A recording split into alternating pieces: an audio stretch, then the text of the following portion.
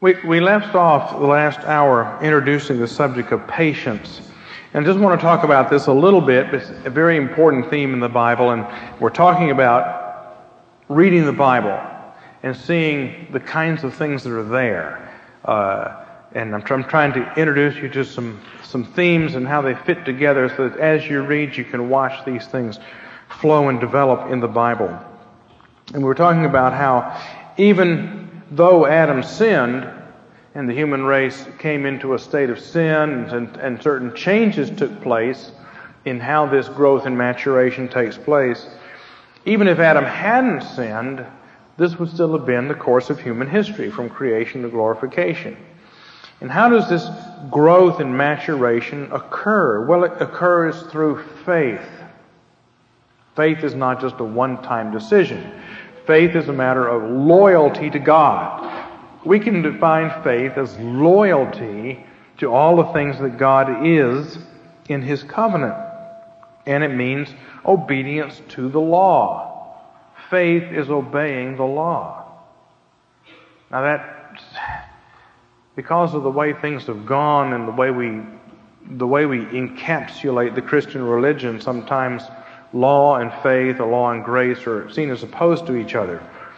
But in a common sense kind of a way, that's not true. And let me just give you what I think is one of the best illustrations. It comes from a theologian named Daniel Fuller. And it's this. If I tell my son to mow the grass, and I say, son, I want you to mow the grass this afternoon unless it rains. When I come home at 5 o'clock, I want to see the grass mowed. If you mow it, I'll give you $10. If you don't mow it, I'll spank you. Okay? There's a reward if you mow it. There's a punishment if you don't mow it. And I'm giving you the law. This is a command. I want you to mow the grass. Mow the grass. If you mow it, $10. If you don't mow it, spanking. Now, if my son trusts me, if he believes me, he will mow the grass. If he doesn't mow the grass, what does that show? It shows he doesn't believe me. Now, if last week I said, I want you to take out the garbage. If you don't do it, I'll spank you. And he didn't take it out and I didn't spank him. And there's a whole history of me making threats that I never follow through on. Then he's learned not to trust me. And if I said, if you'll do the dishes, I'll give you $1. You know, your mom is tired. She's got to go to bed. If you do the dishes, I'll give you $1. I'm not recommending this. I'm just illustrating it now. Kids ought to do the dishes, period. But we don't pay them to do the dishes. Okay, but just in terms of the illustration, and if I never pay him for any of the things, then he's not going to trust me, of course. But if he knows I mean business with both the rewards and the punishments, and he trusts me, he'll do what I say. So obedience to the rules is the sign of whether you trust God or not. Isn't it? That's the proof of your faith. Faithfulness leads to maturation, but not just by itself. There's something else. There has to be patience. There has to be something that you have to wait for. Because it's that process of saying no to yourself, saying, I want that fruit of that tree of the knowledge of good and evil. Every day that fruit is shinier and juicier looking. Boy. Every day I walk by that tree and it just looks better and better. It's getting nice and red and ripe. I know it's good. In fact, I saw a dinosaur go over there and bite into one, and I saw what it's like on the inside. Oh, man. I want it. But no. I got to be patient. That's how you grow. You never learn. You will never mature if there are not things in your life that you can't have and that you say no to yourself for. That's why people who spoil their kids and give them everything destroy their kids. That used to be conventional wisdom. You know, it doesn't mean that you brutally never give your kids anything. But it does mean there have to be things that you wait for, or you don't grow. It's that process of waiting and saying no to yourself that deepens you and makes you heavy. The word glory in the Bible is the word heavy. When I was coming along, we said, heavy, man. Well, heavy is exactly what the word means in Hebrew. Glory, man. Kavod, man. Heavy, man. That's exactly right, okay? You're growing in substance. Now, let me just read to you from Hebrews 6. Who is the model of faith in the New Testament? Who is Mr. Faith? Abraham, right? Abe. Abe is the model of faith. The author of Hebrews, Paul, says in Hebrews 6 verses 12 and following, be imitators of those who through faith and patience inherit the promises. For when God made the promise to Abraham, since he could swear by no one greater, he swore by himself, saying, blessing I will bless you, multiplying I will multiply you. And thus, having patiently waited, Abraham obtained the promise. Abraham is patient. Of course, you know the story of Abraham. He comes into the promised land. We don't know what his name was first. I mean, back in Ur, he was Billy Bob the Sheik. But when he comes into the promised land, God says, your name now, from now on, is Big Daddy. Okay? And so he comes into the promised land. He meets Eshcol and Mamre, and they're all sitting around. So, Big Daddy, how many kids do you have? Well, I don't have any kids. Huh? Really? How old are you? About 75? No kids. And your name is Big Father? That's kind of odd, don't you think? Yeah, well, God says I have to have this name. So I'll have to trust him. 10 years later, hey, Big Daddy, how many kids do you have now? You trusted God. Still don't have any. Well, finally he has one, Ishmael, kind of a half, from slave wife. And God says, hey, now that you've got one child, I'm going to change your name to Super Daddy, Abraham. Now, father of a multitude. That's what this means. Oh, please, Lord, please don't make me carry that name. Then God says, oh, and while you're at it, I want you to send Ishmael away. And see, finally Abraham has two kids. He's got Isaac and Ishmael. Two, Hey, father of a multitude, I hear you got two kids now. Yep, got two kids now. And God says, send Ishmael away. Let's go back to having one. I mean, this is patience, isn't it? It'd be kind of hard. Finally, he does have six way at the end of his life, but it took a long time for that name, Father, to come into being. He had to bear a certain amount of ridicule for it. And this is not the only story in the Bible. Patience inherits the promise. What does patience do? We haven't talked about this yet, but we need to, just in terms of a theme. These are all things you could preach on, but I'm trying to talk to you about how to read the Bible. I'm not preaching on them.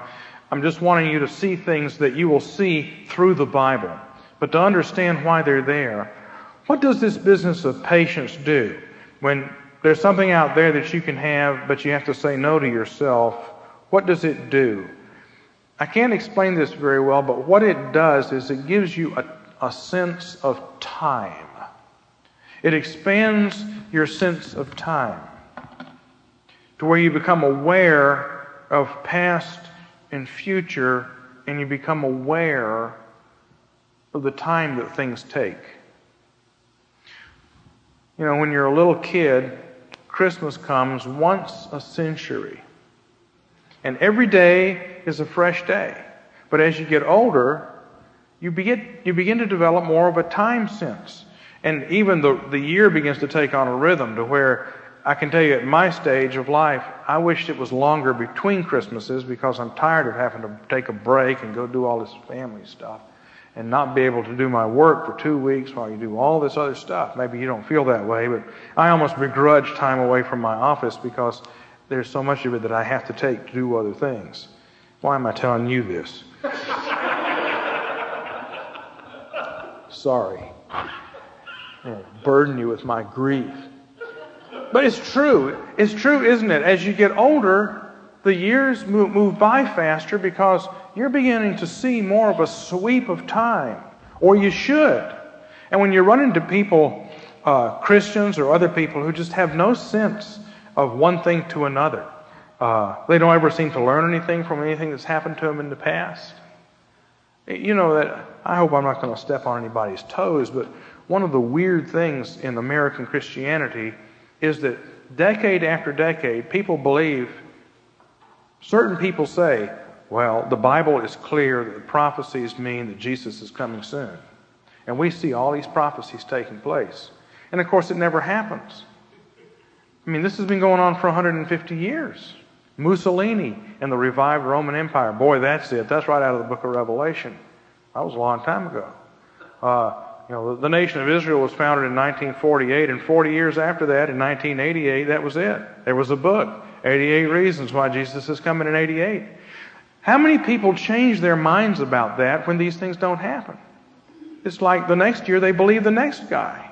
You think, aren't they developing a sense of time that, this isn't working? Okay, let's shift over here. But they don't seem to remember from one year to the next what's happened to them. That's not maturity, see. And I don't know how to put this any better than that, but God wants us to become more like Him in this regard. God sees the end from the beginning. He sees this whole sweep of time. And you see, the Bible gives us this whole sweep of time. So that if you really become to be at home in the Bible, you become more like God in seeing how everything has flowed together from the beginning to the end. And also in your life, as you have these patience experiences, you get more of this sense of time, which expands your sense of dominion. Well, so that's something I wanted to say on that. As Calvin would say, that is what we need to bear in mind concerning that point. Faithfulness and patience involves time and makes invisible changes down inside of you that you're not aware of. Okay, it makes you heavy. It makes it continues to work until you're solid and strong and heavy and ready enough for the next phase, and then God will expand your life. Now, because we live in a world of sin, these patience processes, these times when God says no, when God says, here's this really great thing out here, but you can't have it. Because of sin, those things are now often painful and involve suffering. If Adam hadn't sinned, they wouldn't have. Adam would have said, boy, that fruit's good. Man. But, hey, it'll taste even better if I wait for it. So I won't have it today. I'll wait till God says to. Now we look at it and say, and we make an idol out of it, and then we steal it. Okay? And then we suffer for that. Or even if we don't suffer, this process takes time. Job is a good book to look at in that regard. Okay? God takes Job through a very long, hard period of time.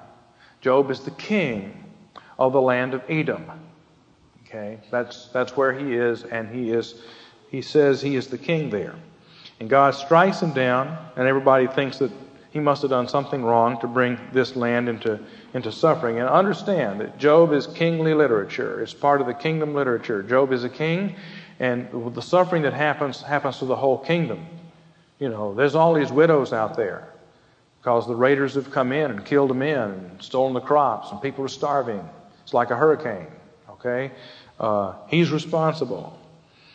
And so this is a political book. And his three friends. Friends there does not mean pal or buddy. Friend in the Bible is an office. It's a political office. These are his three cabinet members. Hushai the Archite was David's friend. That means the guy who is his chief counselor. These are Job's three chief counselors. The number 2, 3, and 4 men in the kingdom. They're coming and saying, Job, you need to step aside and let one of us be king. It's tough. But what happens at the end of Job? What happens at the end of the book of Job after all he's been through? He gets back double what he had before. Remember? At the end, except for kids, he gets back double what he had before. This process has expanded his capacity of life to where he can now handle twice as much as he handled before. God wants to expand our capacity for life. He does so by having patience experiences and suffering experiences. But see, Job has just got to sit there and be patient and trust God. He's the extreme example. But in little ways, so do we. And as you are patient and remain faithful through patience and even suffering and purging experiences, your capacity for life is expanded. And this does happen to us. There are times when it seems as if God pulls the rug out from under you. Any of you who are in your 40s or beyond have probably had an experience like that. Okay? And maybe your experience is like Job's. You say, well, oh man, seems like my whole life is falling apart, but at least I have you, Lord. Lord? Lord? Lord? And you feel deserted and abandoned. That's when the real deep surgery is going on. When you come back to life again, and this is death and resurrection, then your capacity for life is expanded. People say, that guy is different from what he was before. He's kind of milder. I like being around him more than I used to like being around him. These are how God does things. This business, now this is in the world of sin, and so we're more familiar with it in terms of suffering and things like that. But even apart from it, when you're a child, if you're a young person and you really want to be able to drive the car, wait till you are given permission to do so. You really want to neck with that girl you're going out with? Don't. Just say no. Okay? You don't need to do that. Now, if we look in the Bible, we will see that this business of growing to maturity is a big deal. That's why these stories are here. The stories are not just Abraham was faithful or he wasn't faithful. He trusted God and he didn't trust God. And God spanked him, he didn't spank him. It's about Abraham growing. Okay? Abraham grows in his capacity for life. Okay? He has a famine. He has to go down to Egypt. He has to learn to trust God. Then he has to go rescue Lot. Now it's a scary business. Whoa. Chedorlaomer and those guys, they might come roaring back into the land. So God appears to him and says, don't worry, Abraham, I'm your shield. I'm your great reward. I'm going to give you this land. 400 years from now, oh, Lord. Yep, 400 years, Abraham. You've got to be patient. It's going to be a land that flows with milk and honey. Well, it sure doesn't look like a land that flows with milk and honey right now. Right now, this land isn't good enough for me and Lot to have our flocks in the same place. We've had to separate. Yep, that's right, Abraham. This is a crummy land right now. There keep being famines in it to where you have to go off to Egypt or off to Philistia. But 400 years from now, it's going to be a resurrected, glorified land, a land that flows with milk and honey. But you won't live to see it, Abe. Okay? Just get used to it. But it'll be there. Your descendants will. What descendants, Lord? I don't have any kids. Trust me, Abraham. Be patient, man. Okay? Eventually, Abraham grows to the point where God brings another challenge before him. I want you to send Ishmael away. Oh, that Ishmael might live before you. Hey. I will be with him. I'll take care of him. I'll make a great nation out of him. When he dies, he'll go to heaven. I'll be with him. Don't worry about him, but you got to let him go. Abraham's ability to understand reality has grown. A few years later, Abraham, I want you to take your son Isaac up, and I want you to stick a knife into him and send him up to me as an ascension offering to God. And Abraham thinks about it, and he thinks, God told me that Isaac would be the ancestor of my descendants. God told me that 400 years from now, my descendants will inherit this land. Isaac isn't married. Isaac doesn't have any kids yet. Isaac has to get married. Isaac has to have kids so that they will inherit the land in 400 years. If I kill Isaac, God will have to bring him back to life again. That's what Abraham thought. How do I know that? Because the book of Hebrews says that's what he thought. And because Abraham says to his men, I and the land will go yonder, and we will return to you. Now, I guarantee you, Abraham couldn't have thought all that through and would not have been able to trust God through that 20 years before. But God has expanded his capacity for life to where he is able to put a knife into his son, trusting that as horrible as that is, God will bring him back to life again. He doesn't want to do it. But he's able to trust God through it. This is maturation. Maturation. It happens with Jacob. Jacob matures in his ability to handle things. He spends 20 years handling sheep. If you read the book of Genesis, you'll find that there's very little about sheep and goats and flocks until you get to Jacob. And then all of a sudden with Jacob, there are 55 references to sheep and ewes and lambs and flocks. And then right in the middle of the time when he's growing and developing all of his flocks, he has his 12 sons. They are his flock. And his ability to deal with these boys is something that grows out of his dealing with those sheep. Sheep then is a big deal. The second Jacob in the Bible is David. David starts out with sheep. Then David has a bunch of sons because David has wives, and David's sons are rebellious, and he can't handle his sons. And because of the behavior of his sons, his kingdom is wrecked. David is just like Jacob. It's good to study those two together and begin to get wisdom from that as well as you read the Bible. But Jacob is growing in his capacity to deal with things. Joseph's in charge of his father's flocks, or is reporting on his brothers anyway, and keeping records, and that's killed. Then he's put over Potiphar's house. Potiphar is an important man. Potiphar is the captain of Pharaoh's bodyguard. He's real important. So Joseph is real important because he's the number 2 man in Potiphar's household. Everybody knew about Joseph. You wanted to get a word to Pharaoh? Go to Potiphar. You want to get a word to Potiphar? Go to Joseph. So all the girls like Joseph. And Potiphar's wife likes Joseph.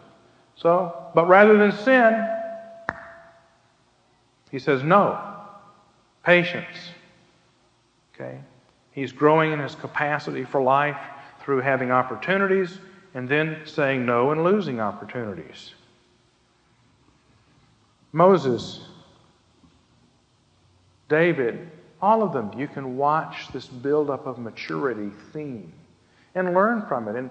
And then look at your own life and say, yeah, maybe that's why I'm going through these hard times. Maybe that's why I lost this job. And you may even be like Jeremiah and never get a new job. Jeremiah is the great example of the guy who it just gets worse and worse. It never gets any better. That tells us that the real stuff is on the other side of the grave, isn't it? I mean, the real stuff is in heaven. In this life, there's growth, setbacks. But God is building us up. Even at the beginning of the Bible, look at Noah. Okay? What do we see with Noah? Noah, after he lives 600 years, for 120 years he waits for the flood to come while he's building this ark. Now, you know that people were making fun of him for building this ark. Okay? For 120 years.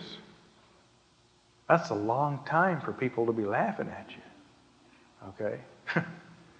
But he builds the ark, and he gets through this death resurrection experience. On the other side, God says, okay, Noah, from now on, I'm elevating you. You can pass judgments. If somebody sins like Cain murdering Abel, you'll put him to death. And so now, on the other side of the flood, who builds the garden?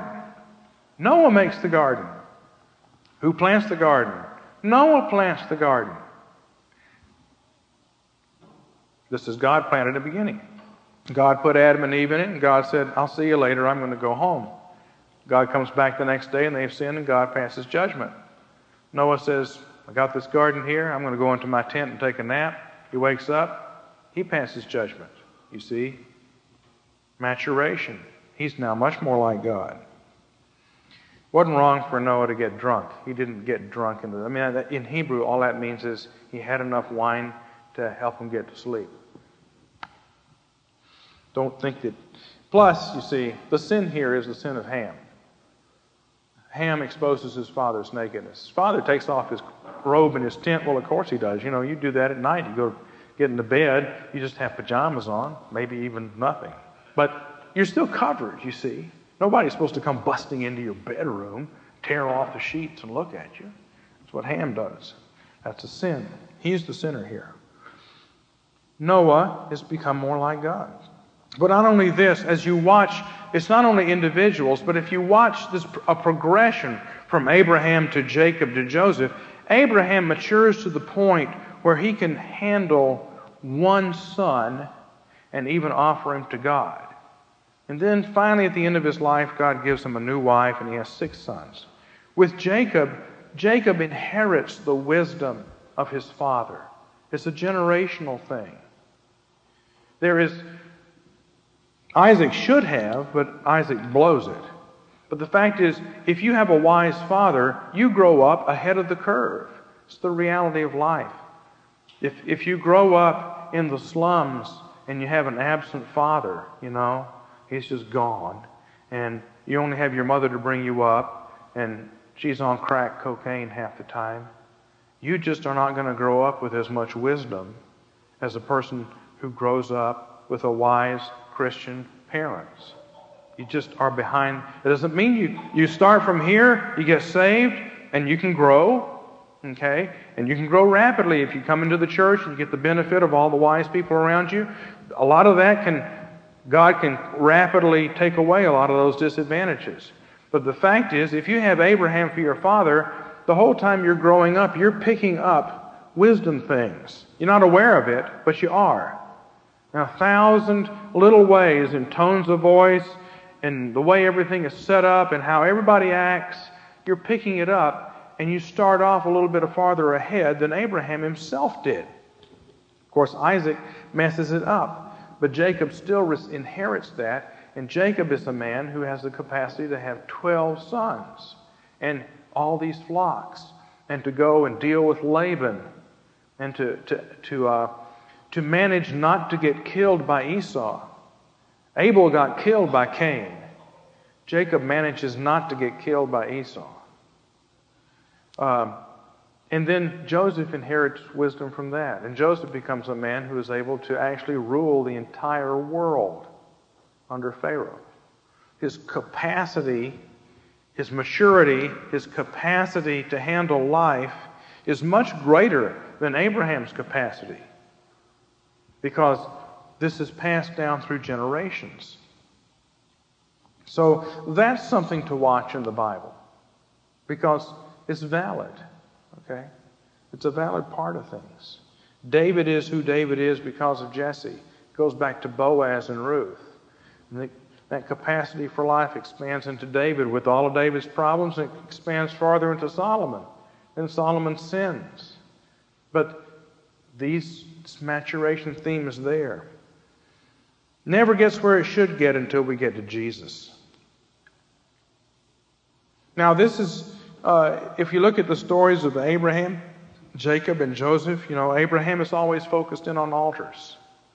Abraham is setting up worship places because that's where it starts. Jacob is focused on the land and Joseph on the world, okay? But this is just a small model of what we have here. We have an age of law, and then greater capacity, wisdom, greater capacity, prophecy. In a very large way, the civilization is growing. The Bible is interested in civilization. Interested in individual maturation. It's interested in the growth of civilization. And at every stage, people are demanding things before the time. What did they say when they got down to the end of this period of Sinai period? We want a king. God says, well, I told you back in Deuteronomy that you'll have a king. Deuteronomy says eventually you'll have a king. You'll have a king when I'm ready. No, we want a king now. It's like the sin of Adam. Premature. So they get one. It wasn't very good. Then God gave him a king when he was ready. People are always seizing things before the time. In the days before Jesus, the Jews had become real Bible students. They studied the Old Testament all the time. Always before, in these periods of history, in the period of the judges and the period of the kings, they weren't really interested in the Bible. But after the exile, they became Bible fanatics, and they studied it and studied it and studied it. And of course, it was just the Old Testament, Genesis through Malachi. They were reading it over and over and over again, and they began to realize this is incomplete. Of course, you would realize it. It's just, this is incomplete. What they should have done is wait for God to complete it. Instead, they jumped the gun and completed it their own way. So Jesus comes along and says, you've got all these traditions. You have this oral law.